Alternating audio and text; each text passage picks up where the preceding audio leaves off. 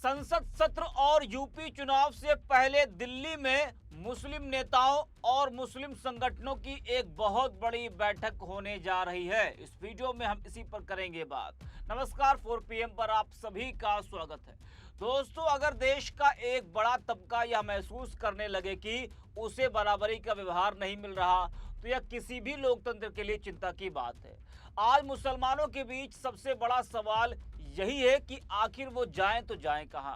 मामला छोटा हो या बड़ा, या सिर्फ किसी मामले में सिर्फ उन पर आरोप लग जाता है तो फौरन बुलडोजर कार्रवाई हो जाती है। मस्जिद और मदरसों पर बुलडोजर कार्रवाई, उसके अंदर हिंदू संगठनों द्वारा तोड़फोड़ को लेकर विवाद खड़े होते हैं। कई मामलों में दाढ़ी टोपी देखकर मारपीट, जबरन धार्मिक नारे लगवाने, मॉब लिंचिंग और मुस्लिम दुकानदारों को रोकने जैसी घटनाओं के आरोप सामने आते रहते हैं। ऐसे मामलों पर राजनीति भी खूब होती है, लेकिन पीड़ितों को न्याय कितनी जल्दी मिलता है, यह सवाल आज भी खड़ा है। अब इन्हीं मुद्दों पर गंभीर मंथन करने के लिए 24 जुलाई को दिल्ली में देश भर के मुस्लिम नेता और मुस्लिम संगठनों की बड़ी बैठक होने जा रही है। जी हाँ दोस्तों, दिल्ली में 24 जुलाई को मुस्लिम नेताओं और मुस्लिम संगठनों की एक बड़ी बैठक आयोजित होने वाली है। यह बैठक देश के मौजूदा हालात, अलग अलग राज्यों में मस्जिदों और मदरसों पर बुलडोजर की लगातार कार्रवाई, समान नागरिक संहिता यूसीसी को लागू किए जाने, मुस्लिमों के खिलाफ बढ़ते विरोध और मुसलमानों के सामने पेश आ रही मुश्किलों और उत्तराखंड में मदरसों को बंद करने जैसे मुद्दों पर इस बैठक में चर्चा की जाएगी। जानकारी के मुताबिक इस बैठक में कांग्रेस पार्टी के सलमान खुर्शीद, ऑल इंडिया मजलिस-ए-इत्तेहादुल मुस्लिमीन के राष्ट्रीय अध्यक्ष असदुद्दीन ओवैसी, सपा सांसद महबूबुल्लाह नदवी और कई अन्य राजनीतिक पार्टियों के मुस्लिम सांसद और नेता शामिल होंगे। इस बैठक को Indian Muslim for civil rights IMCR नाम के एक मुस्लिम संगठन की तरफ से आयोजित किया जा रहा है। वहीं बैठक का एक अहम एजेंडा यह भी बताया जा रहा है कि अगर केंद्र और अलग अलग राज्यों की सरकारें मुसलमानों को इंसाफ दिलाने में नाकाम साबित हो रही हैं, तो क्या ऐसे में मुसलमानों को नॉन कॉपरेशन मूवमेंट या चुनावों के बहिष्कार जैसे बड़े कदमों पर फैसले लेने का समय आ गया है। इस मामले पर भी मुस्लिम राजनेता और संगठनों के नेता अपने अपने विचार रखेंगे। इस बैठक को मुसलमानों के हक और उनके हालात पर चर्चा के लिए बेहद अहम माना जा रहा है। अब जरा दोस्तों, इस बैठक के समय पर भी आप गौर कीजिए। यह कोई सामान्य तारीख नहीं है जो 24 जुलाई को बैठक दिल्ली में होने जा रही है। यह कोई सामान्य तारीख बिल्कुल भी नहीं है।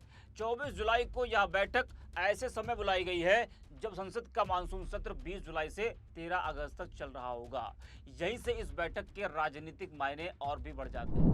माना जा रहा है कि मुस्लिम संगठनों ने संसद सत्र के दौरान बैठक इसलिए रखी है ताकि जो मुद्दे वे उठा रहे हैं उनकी गूंज सीधे संसद तक पहुंचे। अगर बैठक में बुलडोजर कार्रवाई, मॉब लिंचिंग, मस्जिद मदरसों से जुड़े विवाद, वक्फ, सुरक्षा या मुस्लिम समाज से जुड़े अन्य मुद्दों पर कोई साझा प्रस्ताव या मांग तैयार होती है, तो विपक्ष उन्हें संसद में जोर शोर से उठा सकता है। यानी यह सिर्फ एक बैठक नहीं बल्कि राजनीतिक संदेश भी देने का मंच बन सकती है। संसद चल रही होगी, मीडिया की नजरें होंगी और पूरे देश का ध्यान दिल्ली पर रहेगा। ऐसे माहौल में इस बैठक के जरिए अपनी बात राष्ट्रीय स्तर पर पहुंचाना राजनीति का हिस्सा भी माना जा रहा है। वहीं इस बैठक की एक और दिलचस्प बात यह है कि इसमें ऐसे मुस्लिम नेता भी एक मंच पर दिखाई देंगे जिनकी पार्टियां आमतौर पर एक दूसरे की राजनीतिक विरोधी हैं। मिसाल के तौर पर ओवैसी और समाजवादी पार्टी के सांसद महबूबुल्लाह नदवी जैसे नेता एक ही बैठक में मौजूद रहेंगे, तो राजनीतिक गलियारों की नजरें उन पर भी टिकी रहेंगी, क्योंकि चुनावी मैदान में इनके दल एक दूसरे के खिलाफ उतरते हैं। लेकिन मुस्लिम समाज से जुड़े मुद्दों पर क्या कोई साझा सोच या साझा आवाज बनती है, यह देखने वाली बात होगी।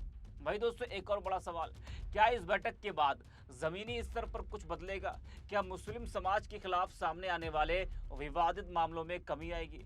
क्या बुलडोजर कार्रवाई थमेगी?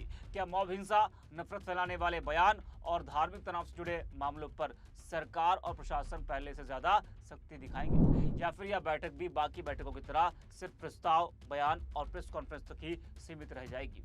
क्योंकि सच यही है कि किसी भी बैठक की असली सफलता उसके भाषणों से नहीं बल्कि उसके बाद जमीन पर दिखने वाले बदलाव से तय होती है।